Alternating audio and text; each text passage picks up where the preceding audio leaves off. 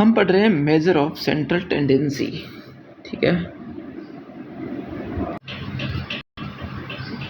हम पढ़ रहे हैं measure of central tendency.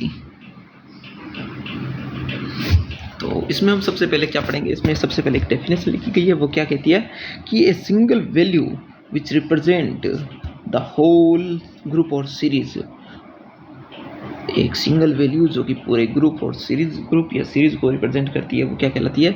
Central tendency, measure of central tendency कहलाती है, केंद्रीय प्रवृत्ति के माप कहलाती है। केंद्रीय प्रवृत्ति के माप है, उसमें हम पढ़ेंगे कुल 5 प्रकार के माप के बारे में पढ़ेंगे, जिसमें से शुरुआती 3 माप होंगे, उनको हम क्या बोलते हैं? मैथमेटिकल एवरेज बोलते हैं।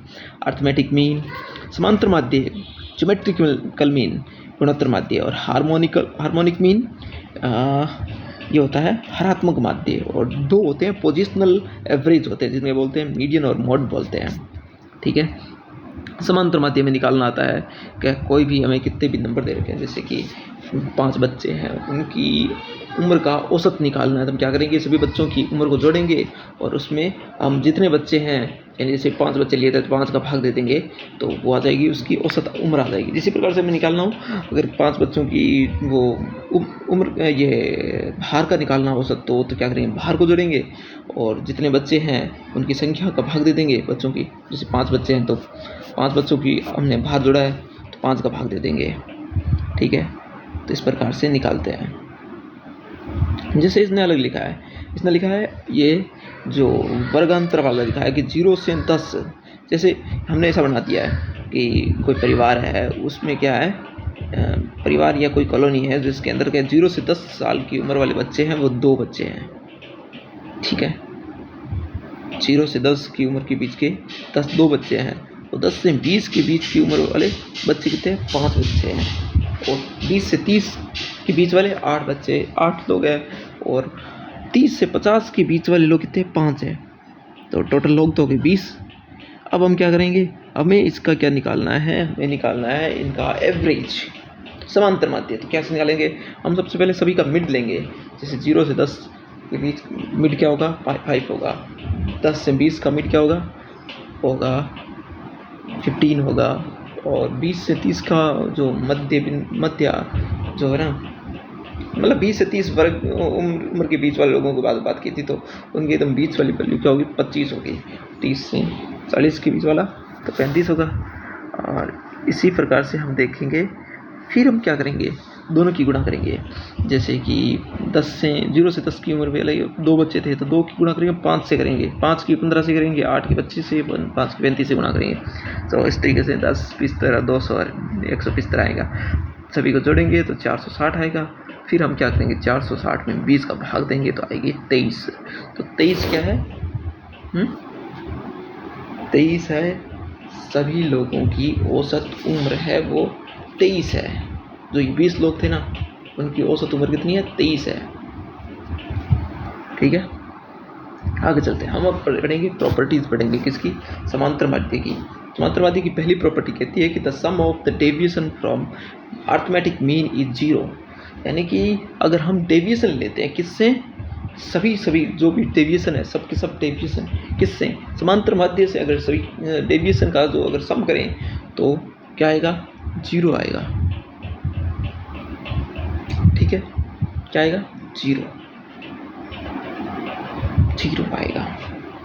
मेरे हिसाब से इसमें हमने एक चीज़ मिस कर दी। हाँ, वो भी सही बात है, 0 ही आएगा, सही बात है। Sum of the deviation from arithmetic mean is 0। जैसे हमने पहले पिछले सवाल में ऐसा किया था कि 5 बच्चे हैं, उनके औसत उम्र निकालनी है, तो हमें जो भी औसत उम्र आएगी उस औसत उम्र को हम प्रत्येक बच्चे की उम्र में से घटाएंगे और फिर उन सभी की उम्र को फिर से जोड़ेंगे, तो फिर क्या आएगा? 0 आएगा। जैसे कि इसने लिखा है कि x माइनस, एक सवाल लिखा है इसने, वो सवाल कुछ इस तरीके से है कि summation i is equal to 1 to 10 xi minus 12 is equal to 23।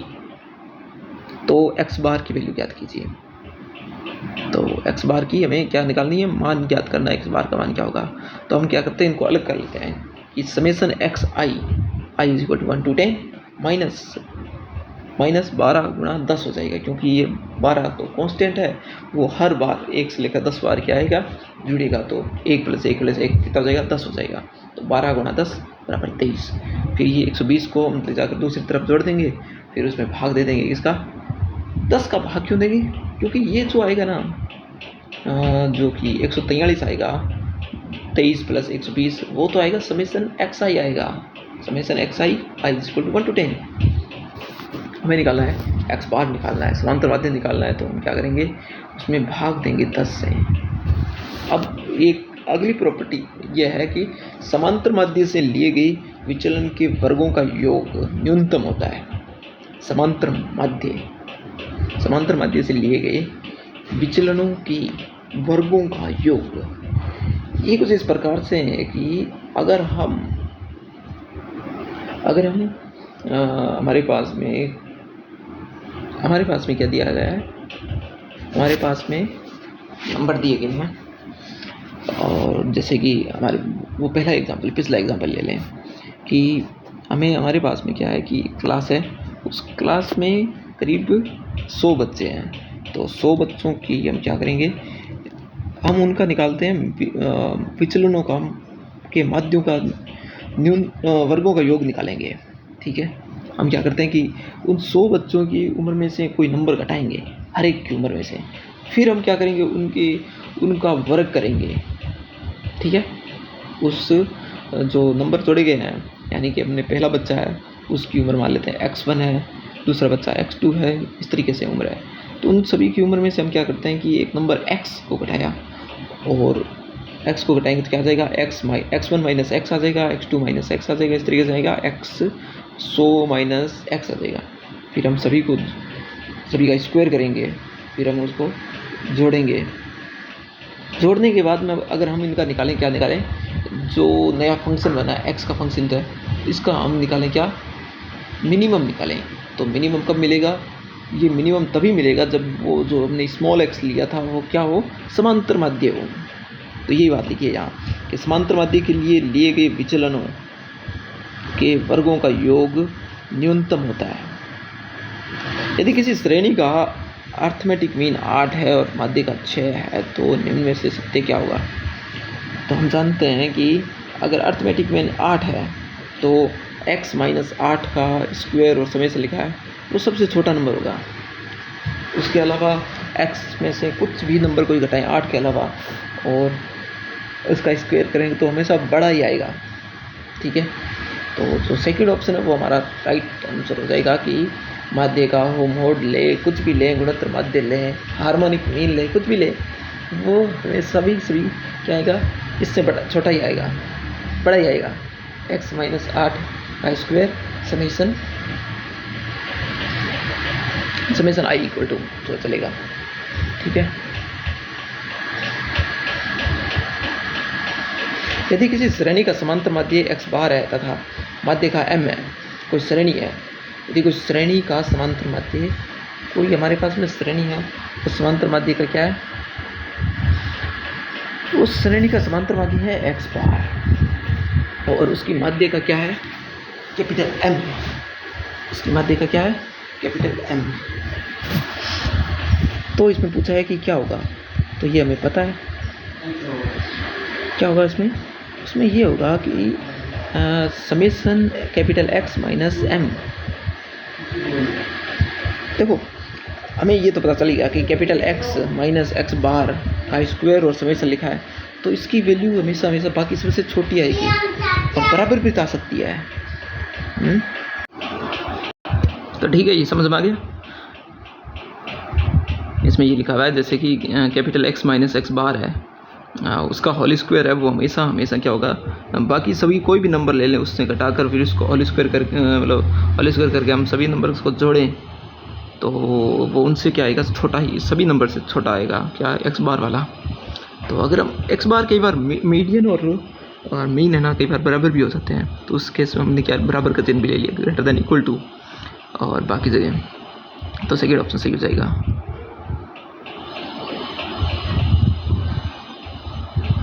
ठीक है, आगे लिखा है कि assumed mean method in individual series. Assumed mean method का मतलब क्या है कि जैसे कि हमने कोई मीन है किसी का एज्यूम कर लिया पहले तुमने, जैसे यहाँ लिखा है कि हमने एज्यूम कर लिया कैपिटल ए है, उसका क्या है मध्य है कोई से किसी भी, हमारे पास में कोई नंबर है, कुछ एक नंबर है, 10-15 नंबर है, कुछ भी कितने भी हो जाए, तो उनका हमने माध्य मान लिया, क्या कैपिटल ए है वो क्या है इनका माध्य है। अगर कैपिटल ए उनका अगर माध्य है,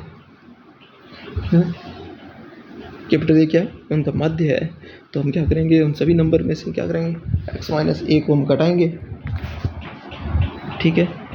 अब हम क्या करेंगे, अगर हमें कल उनका माध्य निकालना है तो हम क्या देखेंगे कि जो हमने ए डी लिखा था हर एक x में से कैपिटल ए को घटाकर उन उस सभी डी का क्या करेंगे जोड़ देंगे उसको, और उसे n से डिवाइड कर देंगे, और साथ में क्या जोड़ देंगे कैपिटल ए जोड़ देंगे जो कि कल्पित माध्य वाला एज्यूम्ड मीन है उसको। तो इस तरीके से हमारे पास में क्या आ जाएगा मीन आ जाएगा। और भी कई तरीके हैं इससे निकालने के, कोई दिक्कत वाली बात नहीं। जैसे इसने देखो निकाला है कि 504, 501, 513, 509, 518, हमने मान लिया कि 500 को हमने एज्यूम्ड मीन मान लिया, तो डी क्या आ जाएगा x-a होगा, तो 500 में से 4 घटाएंगे, 504 में से 500 घटाएंगे तो 5, 4, 1, 13, 9, 18 आ जाएगा। अब हम इन सभी नंबर को जोड़ेंगे और 5 से भाग देंगे तो 9 आ जाएगा, तो 500 उसमें जोड़ देंगे तो 509 आ जाएगा, इसका मीन आ जाएगा। 500 एज्यूम्ड मीन था, कल्पित माध्य था। और खंडित श्रेणी डिस्क्रीट सीरीज के लिए भी कुछ ऐसा ही है, उसमें कुछ नहीं करना, कैपिटल जैसे इसमें लिखा है कि x bar is equal to capital A plus में समेशन एफ डी अपॉन में कैपिटल एन आ जाएगा। और कंटिन्यूस सीरीज़ के लिए क्या होगा, कंटिन्यूस सीरीज़ के लिए होगा कि स्टेप डेविएशन मेथड कुछ इस तरीके से काम करेगा कि कैपिटल ए तो वही है एज्यूम्ड मीन है उसका। अब हम क्या करेंगे, हर एक डी किस तरीके से निकालेंगे, डी निकलेगा कि जो हमारा हर एक नंबर है ना कैपिटल एक्स, उसमें से ए को घटाएंगे, फिर उसमें वर्गांतर से हम क्या करेंगे भाग देंगे, जो भी वर्गांतर होगा ना उससे आई से इंटरवल से क्लास इंटरवल से भाग देंगे। इस तरीके से हमारे पास में आएगा डी आएगा। जैसे यहाँ लिखा है कि 0 से 10 की फ्रीक्वेंसी है 2 और 10 से 20 की 5 है, तो मिड एक्स तो हो जाएगा क्या 5, 15, 25, 35, 40 हो जाएगा। अब डी निकालेंगे, वो कैसे निकालेंगे कि हम क्या करेंगे, डी को कैसे निकालेंगे कि जो मिड एक्स निकाला है 5, ठीक है, और 5 निकाला है मिड एक्स, उसमें से क्या करेंगे अपने एज्यूम्ड मीन क्या माना है, एज्यूम्ड मीन क्या माना है हमने 25 हमने एज्यूम्ड मीन मान लिया, तो 25 माना है। हर एक एक्स में से क्या करेंगे 25 को घटाएंगे, फिर 10 से भाग देंगे, तो 25 में से 5 माइनस 25 का माइनस का 20, माइनस 20 में 10 का भाग देंगे तो क्या आ जाएगा माइनस का 2 आ जाएगा, सीधे माइनस 1 आ जाएगा, 0, 1, 2 आ जाएगा। अब एफ डी निकालेंगे, एफ डी का क्या होगा कि -2 की गुणा करेंगे 2 के साथ में, -1 की 5 से याद करेंगे, 0 की 3 से करेंगे, x की 5 से, 2 की 5 से, इस तरीके से करेंगे तो 6 आ जाएगा आंसर। तो x बार बराबर क्या आ जाएगा, x बार बराबर आ जाएगा a plus summation F D upon N into I. 25 plus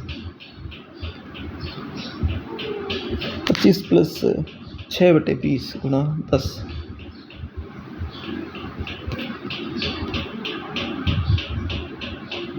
ठीक है। अब यहाँ लिखा है कि 1 से n तक की प्राकृत संख्याओं का समांतर माध्य क्या होगा, अब तो हमें पता ही है 1 से लेकर n तक की समांतर माध्य निकालना है। समांतर माध्य से पहले क्या करेंगे, 1 से लेकर n तक की संख्याओं को जोड़ेंगे, तो 1 से लेकर n तक की संख्याओं का जोड़ क्या होता है, n इंटू n प्लस 1/2 होता है, ठीक है, n इंटू n प्लस 1/2, और उसमें हम क्या करेंगे n से भाग दे देंगे तो आएगा n प्लस 1/2। तो ये कुछ ऐसा ही है जैसे कि पहली और लास्ट टर्म को जोड़ते हैं, समांतर माध्य से निकालते हैं। हमारे पास में कोई समांतर श्रेणी दे रखी है, तो समांतर श्रेणी का प्रथम और अंतिम वैल्यू दोनों को जोड़ेंगे और उसमें किससे भाग दे देंगे, 2 से भाग दे देंगे, तो क्या आ जाएगा समांतर माध्य आ जाएगा। जैसे 500 से 700 तक की n से विभाजित होने वाली संख्याओं का समांतर माध्य निकालना है। कैसे निकालेंगे, हमें पता है कि 50 n 9 से डिवाइड नहीं हो रहा, 51 भी नहीं होता, 52 भी नहीं होता, 53 भी नहीं होता, 54 होता है। तो पहली टर्म हमारे पास 54 है, और 700 में हम क्या करेंगे 9 से भाग दे कर देखेंगे, तो 7 9 63, 50 3 बन गया 30 बन गया ना, बन गया कितना 30। फिर हम क्या करेंगे 30 हो गया तो 9 दूनी 18, 9 3 27, 9 दूनी 18, तो ये आ गया 7 73 आ गया, तो अब 9 की वापस 73 से गुणा करते हैं। 73 से करेगी क्या,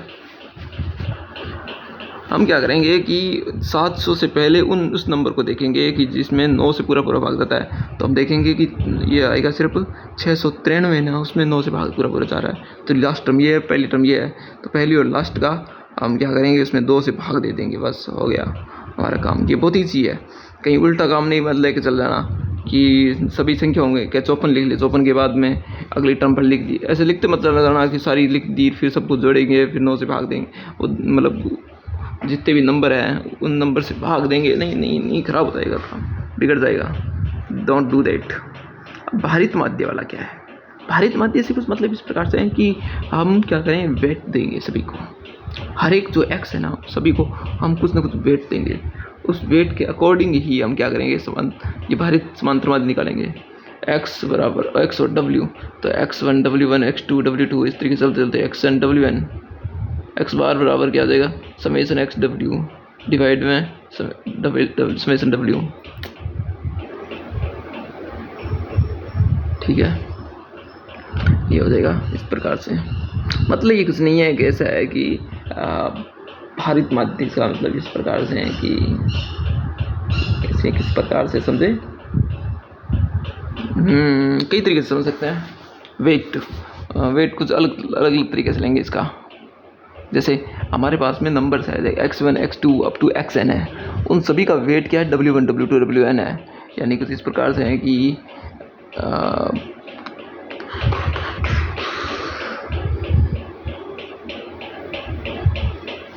निकालेंगे, आगे देखेंगे इसकी मतलब हमारे जो इन जनरल काम में क्या आता है उस तरीके से भी निकालेंगे। ठीक है, अब जैसे लिखा है कि n प्राकृत संख्याओं का भारित माध्य क्या होगा जबकि भार संगत संख्या के बराबर है।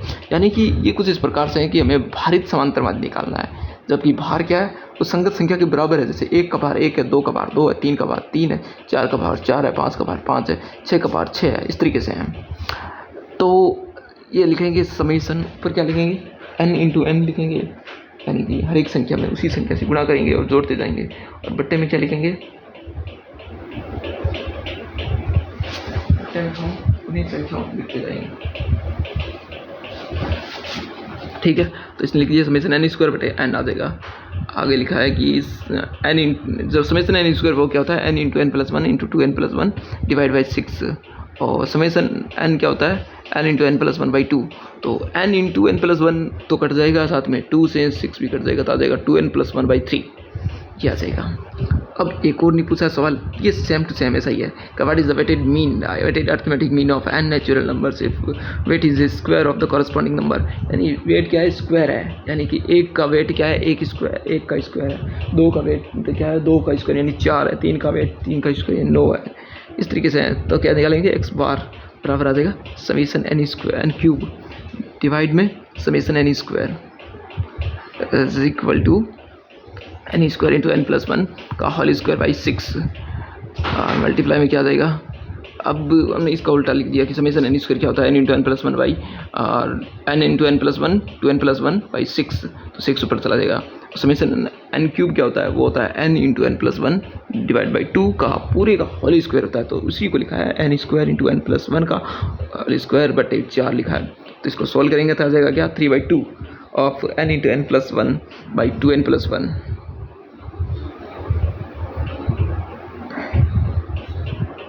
Properties of arithmetic mean, properties of arithmetic mean कहते हैं कि it is rigidly defined. Properties of arithmetic mean है ना, वो क्या है, रिजिडली डिफाइन है। It is based on the all observation. Arithmetic mean की हम प्रॉपर्टीज पढ़ रहे हैं, गुणधर्म पढ़ रहे हैं, उनमें लिखा है कि ये क्या है कि एकदम रिजिडली डिफाइन है, मतलब क्लियर कट है, एकदम क्लियर कट डिफाइन है, मतलब एकदम क्लियरली डिफाइन है, जो है जैसा है वैसा डिफाइन है। It is based on the observation, ये हाँ सही बात है, ये सभी की सभी ऑब्जर्वेशन उस पर डिपेंड कर बेस्ट होता है। It is least affected by the sampling fluctuation. Sampling fluctuation से ये क्या है, सबसे कम प्रभावित होता है। Easy to calculate and understand, ये बिल्कुल सही बात है, ईजिली कैलकुलेट होता है और अंडरस्टैंडिंग भी अंडरस्टैंडेबल है, समझने में ईजिली मतलब इसको हम समझ सकते हैं। enable to algebraic and mathematically treatment। ये बिल्कुल उनका पालन करता है अल्जेब्रिक प्रॉपर्टीज़ का। अब हम पढ़ रहे हैं डीमेरिट। अल्जेब्रिक मीन का ना समांतर माध्य का क्या है, हम इसके डीमेरिट यानी दोष पढ़ रहे हैं। तो पहला दोष है कि it is very much affected by the extreme values. हाँ बिल्कुल अफेक्टेड होगा, क्योंकि एक्सट्रीम वैल्यू जितनी भी है मैक्सिमा और मिनिमा है वो उसमें जुड़ेगा तो प्रभावित तो करेगा। जैसे हमारे पास कोई सीरीज़ है, वो क्या है, इसमें जो टर्म्स है वो कुछ इस तरीके से हैं 5, 10, 15, 20, 25, लेकिन उसमें एक टर्म आ गई 5000। अब क्या हो गया, अब अगर हम उसका जो माध्य लेंगे तो क्या हो जाएगा, माध्य तो बहुत बड़ा आएगा। ज़्यादातर जो संख्या है वो तो उसके आसपास नहीं होगी। इसी प्रकार से देखें तो ओपन एंड क्लास यानी कि खुले सिरे वाली श्रेणी के लिए अल्जेब्रिक मीन की गणना नहीं कर, हाँ बिल्कुल नहीं कर सकते हैं। जैसे कि कोई हमें वर्गांतर कुछ इस प्रकार से दिए गए 0 से 10, 10 से 20, 30 से 40, 40 से 50, 50 से 60 और आगे लिख दिया 60, 60 एंड अबव। अब उसका क्या करें, नहीं कर सकते ना, हाँ नहीं कर सकते। अब हम आगे चलते हैं। लिखा है कि समांतर माध्य को केंद्रीय माप का आदर्श माप कहते हैं। समांतर माध्य वो क्या है, केंद्रीय माप है ना, central measure of central tendency का क्या है, वो आइडियल माप है, आइडियल मेजर है। चित्रों की सहायता से हम अल्जेब्रिक मीन प्राप्त नहीं कर सकते, चित्रों की सहायता से हम नहीं कर सकते अल्जेब्रिक मीन। और कंबाइन अल्जेब्रिक मीन कैसे निकालते हैं, हमारे पास में कोई सीरीज कुछ इस प्रकार से है, उसमें लिखा है कि कोई एक सीरीज है x1, जैसे कोई सीरीज है x1 x1 x2 up to xn, एक है गई, एक होगी क्या जो है ना x1 x2 up to xn1 और दूसरी होगी y1 y2 up to yn2। तो अब हमें इन दोनों का निकालना है कि पहली सीरीज है उसका निकाल दिया कि x बार है, दूसरी का y बार है। तो अगर हम इन दोनों को श्रेणियों के साथ में जोड़ते हैं, कंबाइन करते हैं, तो फिर क्या आएगा अल्जेब्रिक मीन। वो कुछ इस प्रकार से आएंगे कि पहली का जो समांतर माध्य है उसके साथ में पहली टर्म्स कितने हैं उनको गुना कर देंगे, दूसरी में दूसरा समांतर माध्य है उसमें समांतर माध्य कितने ऑब्जर्वेशंस है तो उस नंबर ऑफ ऑब्जर्वेशन से गुना कर देंगे, डिवाइड कर देंगे total number of observation n1 + n2। ये इस प्रकार से हो जाएगा। अब लिखा है कि दो श्रेणियाँ जिनमें क्रम से 2n और 3n पद है, तो श्रेणियाँ जिनके क्या है, जिनमें पद कितने हैं, टर्म्स है 2n और 3n है, और उनके अलजेब्रिक मीन क्या है, उनके अलजेब्रिक मीन है 40 और 60 है। तो संयुक्त समांतर माध्य कैसे निकालेंगे, तो 40 की गुणा कर देंगे 2n से और 60 की कर देंगे 3n से। तो 40 की गुणा 2n से होगी तो 80n आ जाएगा, और 60 की 3n से होगी तो क्या आ जाएगा, 60 की 3n से होगी तो 6 है 18 यानी 180n। दोनों को जोड़ेंगे तो आ जाएगा 260n, यानी आंसर आ जाएगा 52 आ जाएगा।